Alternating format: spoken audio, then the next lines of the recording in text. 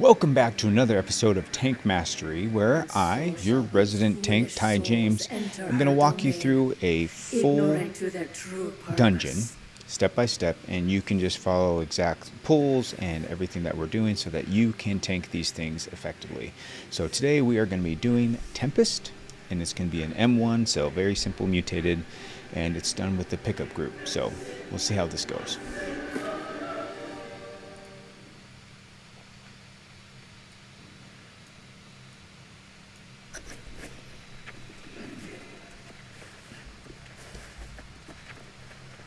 So first things first, you're going to come through here. You're going to gather these mobs. You're going to pull the aggro.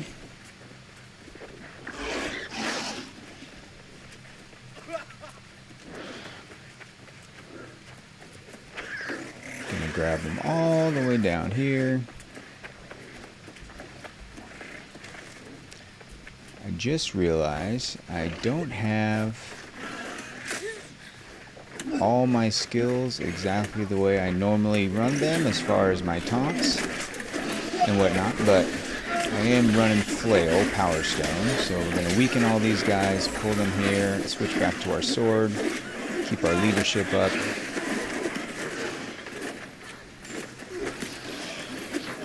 So I'm probably going to swap off my Power Stone because I do have it with my PvP skill setup. And I think I'm going to switch to my Great Sword, my Crescent's Wave.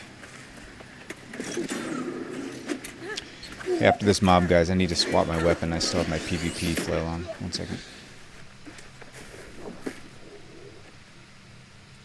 So we're actually going to put our Crescent's Wave Great Sword, and we're going to snap a Carnelian in it to make sure that we have taunts active. Alright, I'm good now. So after you finish those mobs, you're going to come up here. You have to talk to Isabella up here at the gate. She's going to come out and say, "Hi, what's up, how you doing?" Then you're going to come back down here, and you're going to have to deal with some mobs that spawn right here. This, unfortunately, is a very long dungeon, so a lot of people end up like skipping it because it's just so damn long. Like, it takes forever. And not that it's super difficult, but when most people are just trying to do their basic daily random dungeons for their gold chest, they don't want Tempest to be the dungeon because they want a really fast dungeon.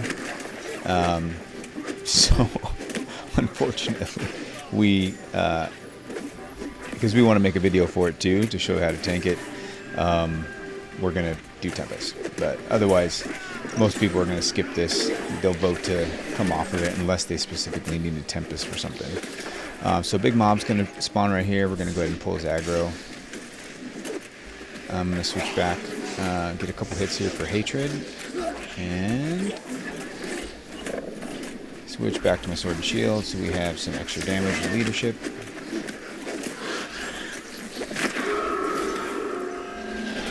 Grab your trash loot, and we're going to move up to the door.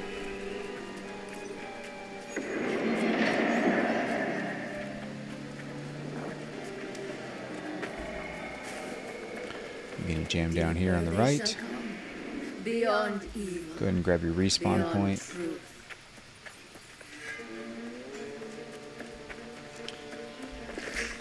I personally like to taunt these tendrils. I like to help my team by getting the aggro off of them so that they can make it through. That's just my personal preference. But I'm going to grab all these mobs. And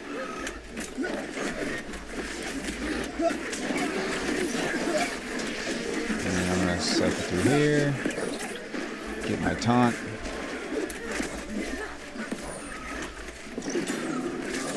And I want to bring them to this bowman and line of sight them.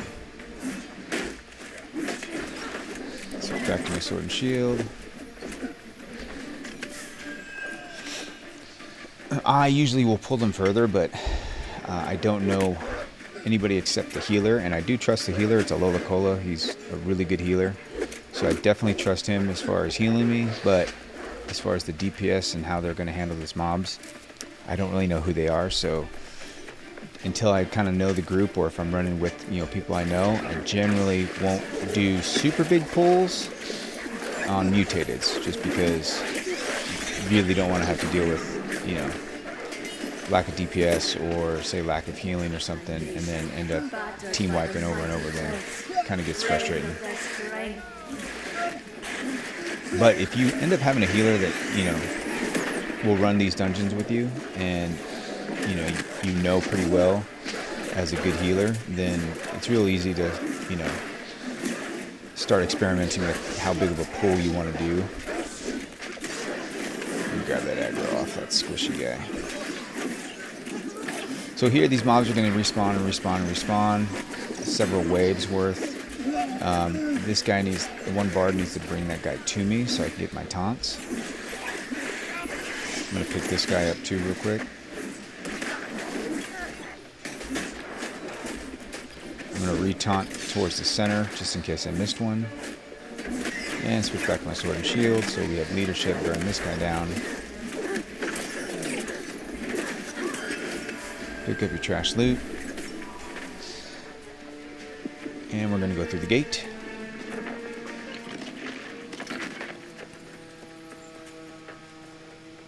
Now we're coming up on one of our bigger named mobs, so we're going to grab all these guys and bring them to this abomination here. Wait till I pull aggro, big dog. Yeah, I'm pulling them to the abominations. Just bring them over here so I can taunt.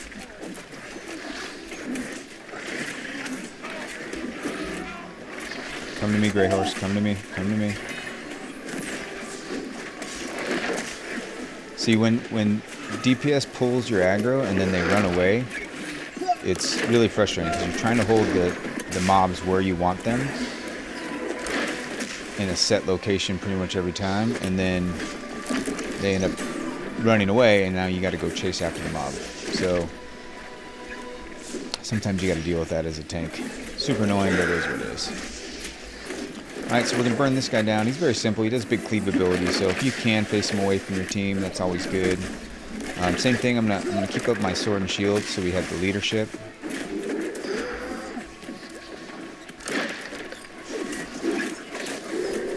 I'm going to re-taunt.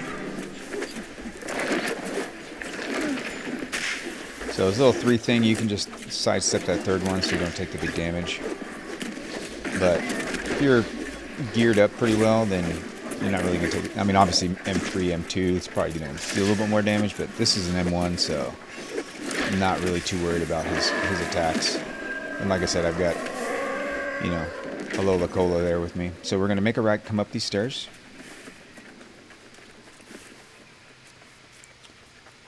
I'm going to grab all these little swarmers. Hopefully my DPS doesn't attack.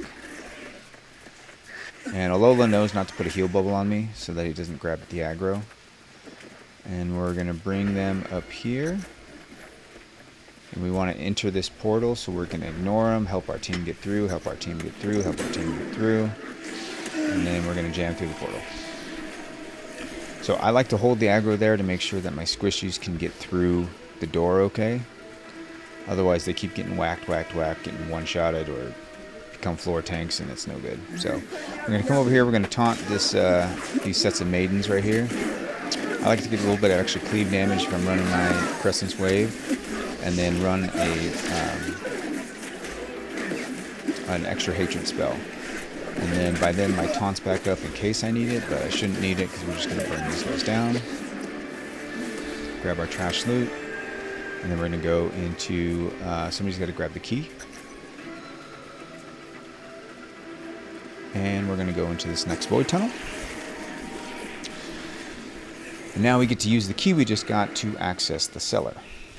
And the cellar is going to be down here on the left. So we're going to make a left right down here. And the person that grabbed the key is going to go ahead and unlock this door.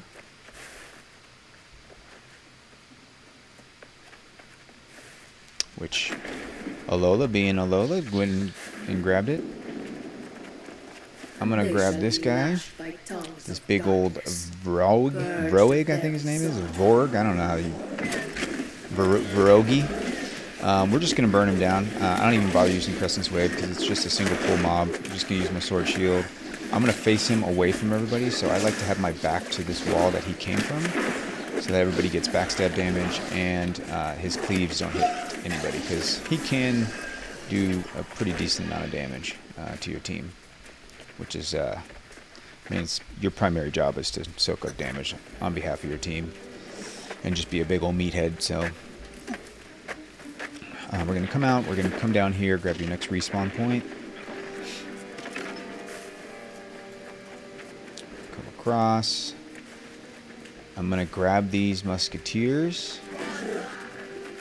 And then I'm going to jump down here. I like to grab them as far as getting up close to them so that they don't aggro my team. And then as they're coming up these stairs, getting shot in the back. And then I'm going to grab all these guys just with regular aggro. I'm not taunting yet. Once I get past this gate, I'm going to grab these guys, the abominations, and then I'm going to hold them right here.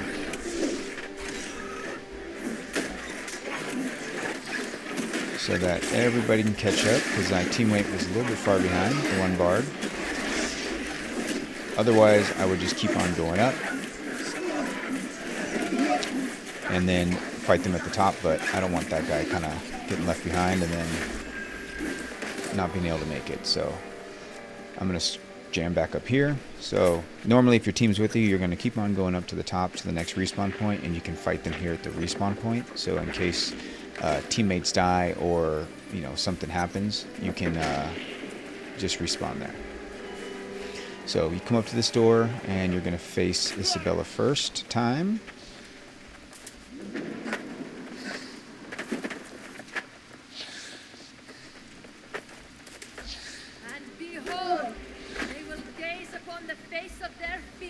She likes to dive back and forth, so as far as positioning, I kind of position right here. But like I said, she's going to be diving and she sends out like a wave of damage, so I do my best to try to hold her in the same position, but she's going to jump back and forth. Once you get to a certain level of health, she's going to disappear.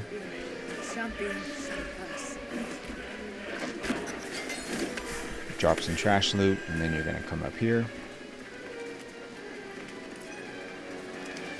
It's a very, very simple fight, that one, to tank. It's just burn her down quick, And we're going to jam up here. So there's going to be a ranged guy over there. I can actually pull his aggro with my Crescent's Wave by attacking him here. So I have his aggro, so now I'm going to pull everybody to this point here, so that I line of sight those musketeers. So we want him coming down. So I line of sight so that all the mobs stay together.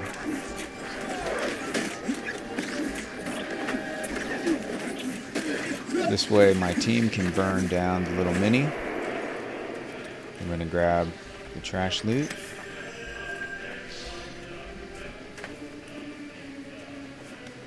And then we're going to go up these stairs behind us.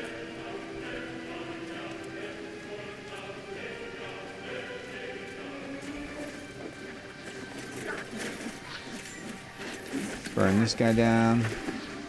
Move on. Grab our respawn point. Move on to the next section. And now we're going to fight Isabella again. Everybody's in. Sword and shield.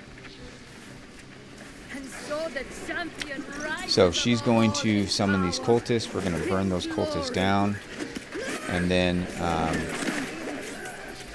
she's going to kind of bounce around again, start cleaving. So I like to try and keep her back as best I can. Right. I'm bringing her to me again and again, and I'm going to keep rending her so my DPS can get behind her. So I don't like to stand against that. You see this like little, looks like a throne. I don't like to stand with my back to it, because when she jumps around, she'll jump further across the arena, and then you kind of got to go grab her, and it can be kind of a pain for your DPS, because when she starts sending out those cleave abilities, she's going to be hitting a lot of people, and we don't want that. So I let them kind of put their backs against that spot, so that I can hold her facing kind of the center. Just a little trick that, you know, seems to work quite well. So we're going to come over here. You can jump down here. Some people do that. Just jump straight on down. Break your ankles. And then cut across. So this part, I like a DPS to grab the C, or the shield for the eyes, because I like holding the aggro. Somebody can grab the Azov staff.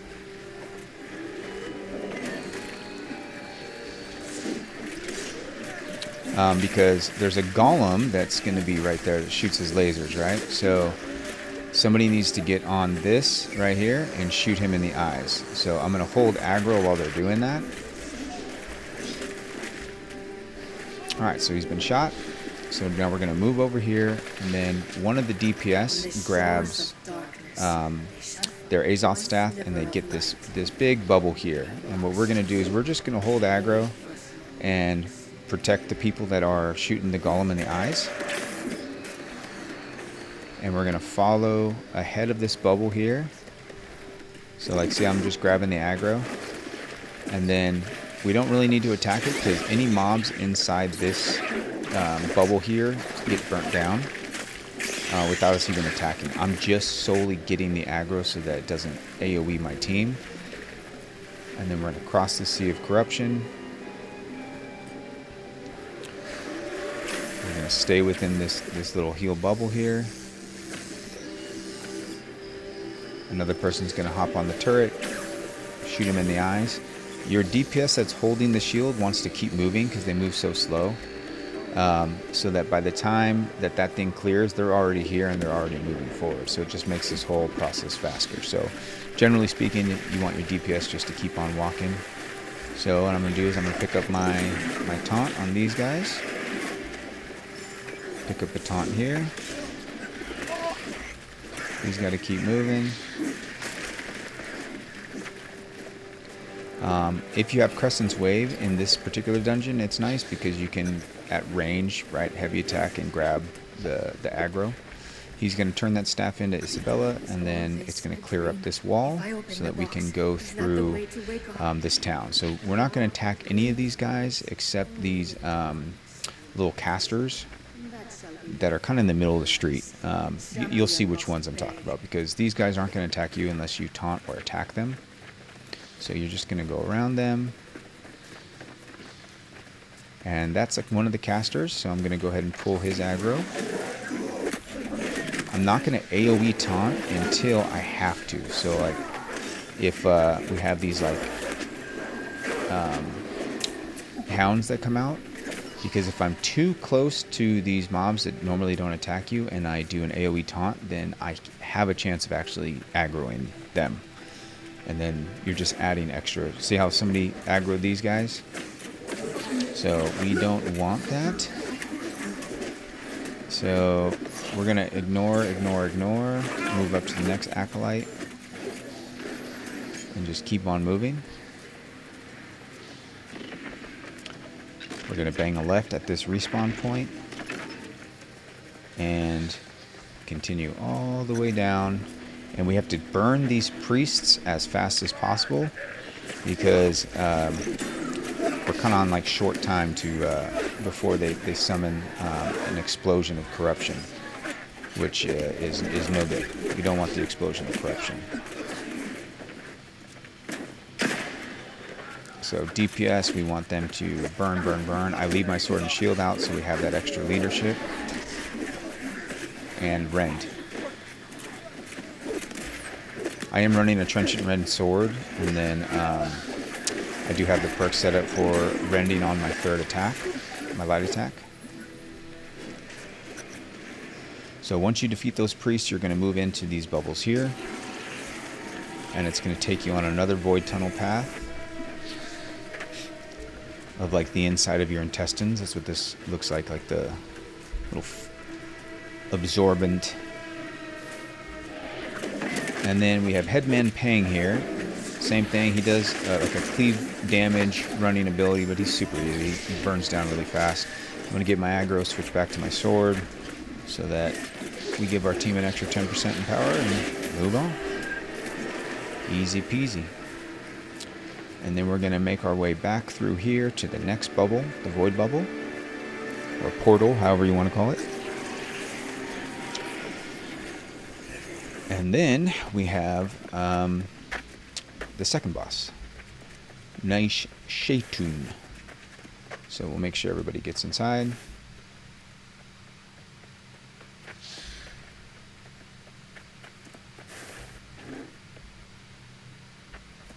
And we're in. This guy, I feel like he used to do a lot more damage than he does now. I'm going to face him away so that they can just kind of burn him down. If you are having trouble with this particular boss, use like a corruption ward. You can also get a flame, but you see these circles on the ground? If you're not in the circle, it's not going to do damage, but where you're standing, it's going to summon a circle. So all you're going to do is just move to where there's no circle. And then at some point in the fight, he's going to start summoning minions when he opens up those circles. Wherever the minions come from, there won't be a circle. And I'll show you kind of what I mean. I like to stay on this side because the boss usually comes right back right here, so that I can, retaunt and we can start putting damage, versus like running to the complete opposite side of the arena. So he just does this a few times, then he's going to pop back up. We're going to retaunt. I'm going to reface him where I want him to be. Now he's going to summon fire again. I'm going to go ahead and shield this one because I'm quite tanky, so I really don't need to worry about this M1, his boss mechanic damage. So these squishies do.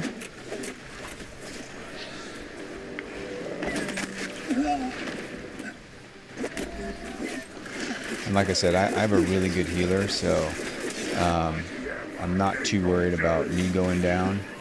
It's more of my squishies. But see how these overlap? That's overlapping damage. So I want to try and do my best not to get the overlapping damage. So you see how like these guys are summoning? See where he came from? There's no circle on that part of the ground. So where they spawn from, see right here?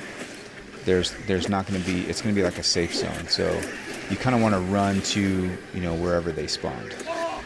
It's like kind of like a good rule of thumb.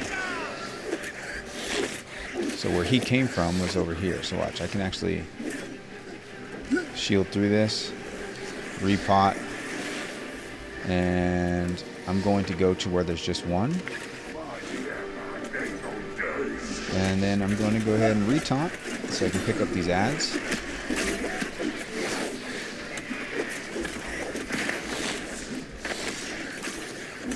So that's pretty much his mechanics is, at certain phases of health, he's going to go ahead and dive back in. And then he's going to start targeting people. And when that corruption core opens up, DPS needs to burn it down. But your job as a tank is solely to just keep aggro on him and keep dealing damage and try to pick up the ads so they're not attacking your healer or your DPS. So we can actually solo this. I've soloed this with the healer, just myself and the healer before. It's really not a difficult fight. If you're a squishy DPS, then obviously, it's a little bit tougher. Because when he jumps up and dives down in that circle in front of you, he does a pretty good amount of damage to squishies. So on this next one, I'm going to try and rotate back over to this side, because I know he's going to come out over here. See? Just like that. You kind of get used to the timing. I don't really count him, but I kind of have a pretty good idea of what his timing is and how he does it. So as you can see, it was just a healer and 1 DPS. So you see that targeting over Alola's head?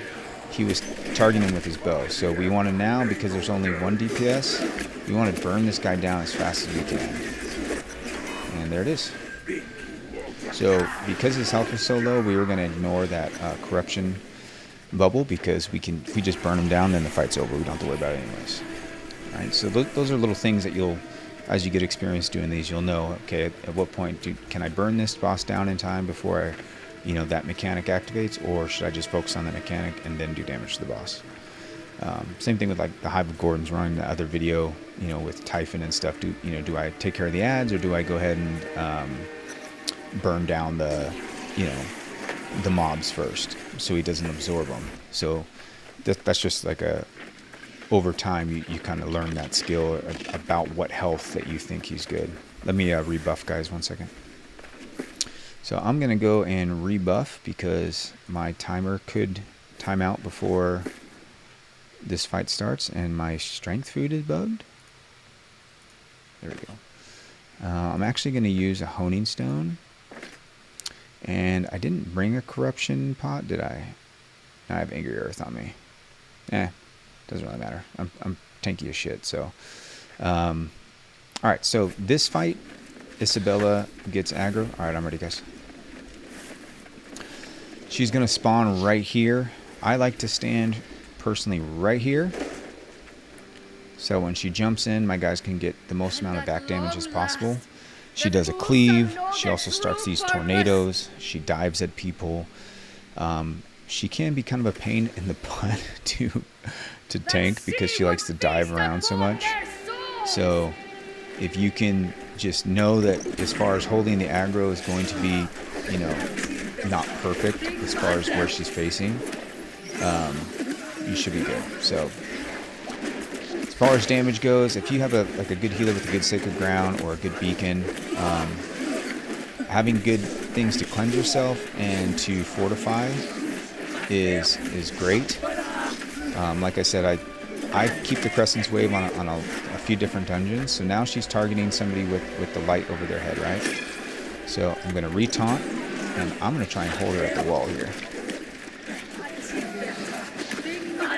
so that she's facing me, and that they can just do all that back damage there. And if I could fix my camera, that would be nice, so I can see what she's doing. So now when she gets to about a quarter health, or less than 33% health, she's going to go into a phase where she's empowered, she dives around, and then she'll leave like a pillar here that does a crap ton of damage if you're sitting in it.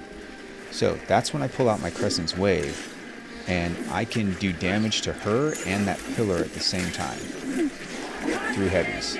So when she drops those things, when she's this low in health though, I mean, the reality is you really don't need to worry about the pillars unless there's like more than one, right? She's diving. Alright, so you can't force people to dodge as much as it would be nice to get them to dodge. So when you see that little circle flying up, she's going to dive back down, right? So she's about to leave a diving right here, and then she's going to leave another tornado, see? So you're just going to move away from the tornado. I'm going to pull her to this side, and then shield. I need to get out of that corruption. So that little pool right there, I don't want. I want to bring her towards me. Come here, girly. Come here, girly. There she is. Now she's coming. So, come here. Come on. Alright, so I'm just going to go ahead and range her with Arcane. There you go. I'm going to shield through that. She's doing a little spin. I'm going to keep running her. I want to get off of that corruption because that will do a ton of damage. So she's landing behind. She's going to land right around here. I'm going to make sure she does not pull me onto her spot right here. So, there she is. Exactly where I said she was going to land is where she's going to land. She does it every time. So as long as you go to that spot, you can pull her there, and you can reduce the damage that's going to happen to your team. Because you're going to have her come to you because you're the furthest one away. And then that's it. That's easy Tempest Heart, how to tank it, where to position, how to do the pulls. A lot of people will skip this dungeon when it's mutated, when they're just trying to do fast dungeons, because it's just a lot of different steps. And a lot of people don't do enough damage, and then she ends up empowering and then hurts everybody. So if you got any value out of this video, like the video, subscribe if you haven't already. I really appreciate the support on the last few videos I've been posting. This is part of our series of Tank Mastery New World, where I'm showing new tanks, not so much builds. You know, I can go into builds, but those can change season to season on what's meta, what's not, things like that. More of some tips and tricks on how to pull, where to put the mobs, and how to kind of be successful in your tank runs so that you can have like a basic understanding, so you can build upon that and get better and better and enjoy tanking, because tanking is fun. So thank you for watching, and like I said, if you enjoyed this video, just hit that like button. I really appreciate it. And comment below what dungeon you've used the guide for so far, and if that helps. Thank you. I'll see you guys on the next one.